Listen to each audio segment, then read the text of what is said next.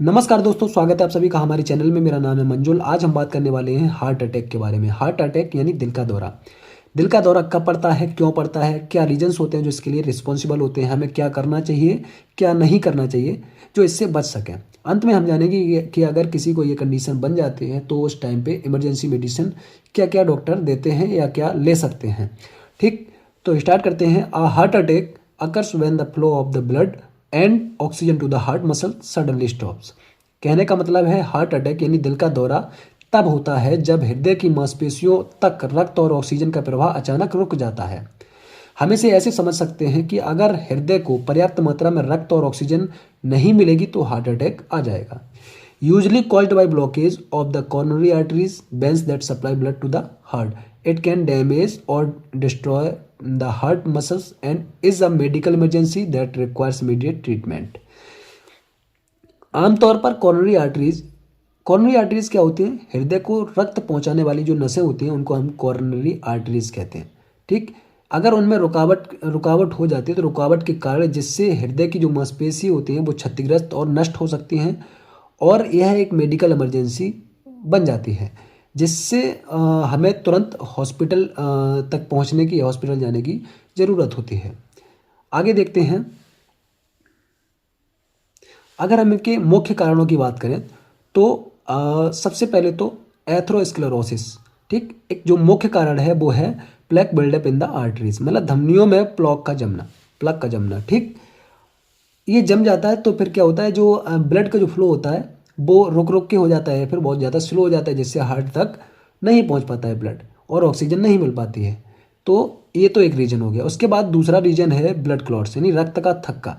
Plug can rapture and from the clot which can completely block blood flow. मतलब ये है कि plug फटकर थक्का बना सकता है जो रक्त प्रवाह को पूरी तरीके से रोक सकता है या रोक देता है। ठीक, अगर इसके अलावा हम अदर जो रीजन्स हैं, अदर जो कॉज हैं उनके बारे में अगर बात करें तो जो ये भी अगर हम मुख्य माने तो गलत नहीं होगा। ठीक, तो हाई ब्लड प्रेशर, अगर किसी पेशेंट का या फिर किसी इंसान का जो ब्लड प्रेशर है वो बहुत ज़्यादा हाई रहता है या फिर हाई हो जाता है तो उस कंडीशन में भी हार्ट अटैक की जो कंडीशन है वो बन सकती है।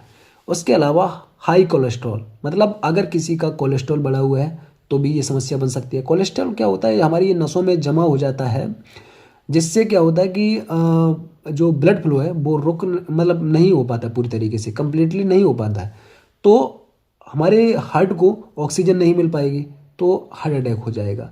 ठीक, उसके अलावा क्या होता है, ओबेसिटी यानी मोटापा भी एक सबसे बड़ी वजह मानी जाती है इसकी। ठीक, उसके बाद स्मोकिंग भी इसका एक बहुत बड़ा कारण बन सकता है।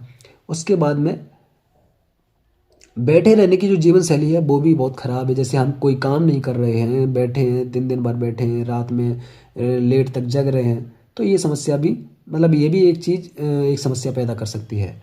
उसके बाद में क्या होता है कि अस्वस्थ खान पान, मतलब अनहेल्दी डाइट। अगर हमारा खान पान सही नहीं है, मतलब हम तली भुनी चीज़ें खा रहे हैं, बाहर का खाना खा रहे हैं, डाइट पे ध्यान नहीं दे रहे हैं, तो ये भी एक उसका एक कारण बन सकता है। उसके अलावा स्ट्रेस यानी तनाव, हम अपने आपको थोड़ा मतलब स्ट्रेस फ्री, मतलब हमें स्ट्रेस नहीं लेना चाहिए, तो अगर हम स्ट्रेस लेते हैं तो ये हार्ट अटैक का एक कारण बन सकता है। उसके अलावा जेनेटिक जो फैक्टर्स होते हैं वो भी कहीं ना कहीं रिस्पॉन्सिबल होते हैं इसके लिए। ठीक, अगर एक्सेसिव अल्कोहल कंजप्शन, मतलब कहने का ये है कि अगर आप शराब का सेवन कर रहे हैं और अत्यधिक कर रहे हैं, मतलब ज़्यादा से ज़्यादा कर रहे हैं, तो हार्ट अटैक की जो समस्या है वो आपको हो सकती है, तो इससे हमें आपको बचना चाहिए।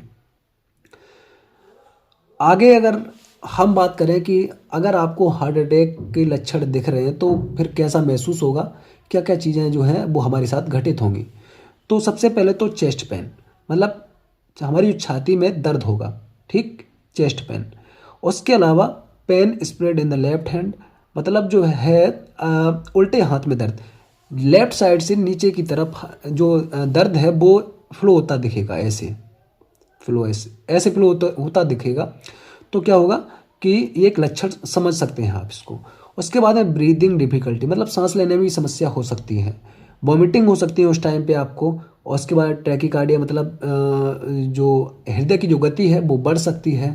ठीक, डिजीनेस चक्कर आ सकते हैं, और स्वेटिंग मतलब क्या है कि जो पसीना है वो आ सकता है, और ये पसीना कैसा होता है, ठंडा होता है, ठंडा पसीना आ सकता है। और आगे देखते हैं differences in heart attack symptoms in women and man. महिलाओं और पुरुषों में हार्ट अटैक के लक्षणों में अंतर। अगर मेल की बात करें तो severe chest pain, pain in the arms and shoulders are common. मतलब कहने का ये है कि सीने में तेज दर्द, हाथ और कंधे में दर्द आम है। ठीक, ये तो लक्षण होते हैं। अगर किसी पुरुष में अगर कोई चीज़ें देख रहे हैं तो उसमें ये लक्षण आएंगे। अगर स्त्री की बात करें जाए या फिर फीमेल की बात करी जाए तो फिर fatigue, nausea and back and neck pain are more common according to the Mayo Clinic and the American Heart Association यानी AHA। Heart attack symptoms in women are often atypical so they are overlooked. कहने का मतलब ये है कि थकान, उल्टी, पीठ और गर्दन में दर्द ज़्यादा दिखता है। मायो क्लिनिक और अमेरिकन हेल्थ एसोसिएशन यानी AHA के अनुसार अगर माना जाए तो महिलाओं में हार्ट अटैक के जो लक्षण होते हैं अक्सर असामान्य होते हैं, इसीलिए इन्हें नज़रअंदाज कर दिया जाता है।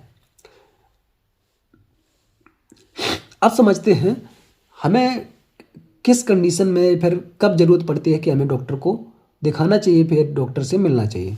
ठीक, व्हेन शुड वन कंसल्ट और डॉक्टर, मतलब ये है कि हमें डॉक्टर से कब मिलना चाहिए, ज़रूरत कब होती है। तो you need to see a doctor immediately if you experience any of the following symptoms. मतलब अगर आपको ये लक्षण बार बार दिख रहे हैं, तो जैसे मान लो फ्रिक्वेंट चेस्ट पेन मतलब बार बार सीने में दर्द हो रहा है, तो आपको डॉक्टर से कंसल्ट करना चाहिए, डॉक्टर से बात करनी चाहिए। और उसके अलावा shortness of breath even with little exertion, मतलब थोड़ी मेहनत पर भी सांस फूलने लगे तो आपको डॉक्टर से मिलना चाहिए। उसके बाद में क्या है, फास्ट और इरेगुलर हार्ट बीट, मतलब दिल की जो धड़कन है वो अनियमित हो जाए, मतलब कभी जल्दी जल्दी धड़कने लगे और कभी कभी स्लो हो जाए, तो ऐसी कंडीशन में भी डॉक्टर से मिलना चाहिए।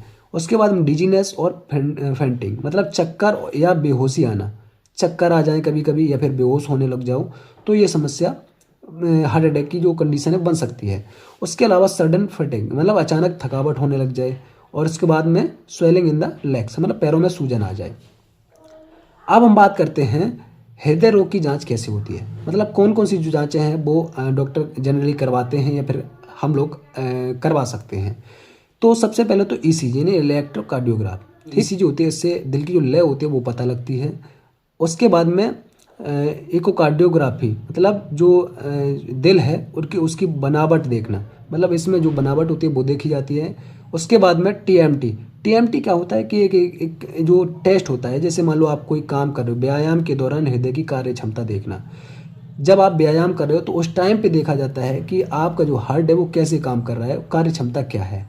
उसके बाद में एंजियोग्राफी करा सकते हैं, जैसे धमनियों के जो ब्लॉकेज होते हैं उनकी जांच की जाती है कि कितना ब्लॉकेज है कितना नहीं है, ठीक, कितना रिस्क फैक्टर है।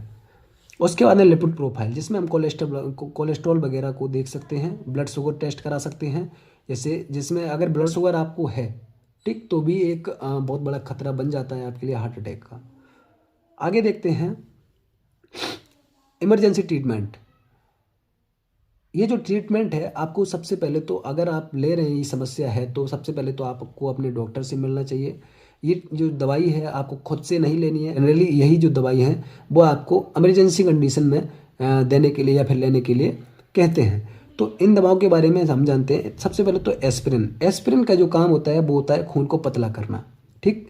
उसके बाद में क्लोपिडोग्रल, मतलब ये जो दवाई होती है वो prevent blood clots from forming, मतलब ये है रक्त के थक्के बनने से रोकता है, मतलब रक्त का थक्का नहीं बनने देगी, जिससे हार्ट अटैक से बचा जा सकता है।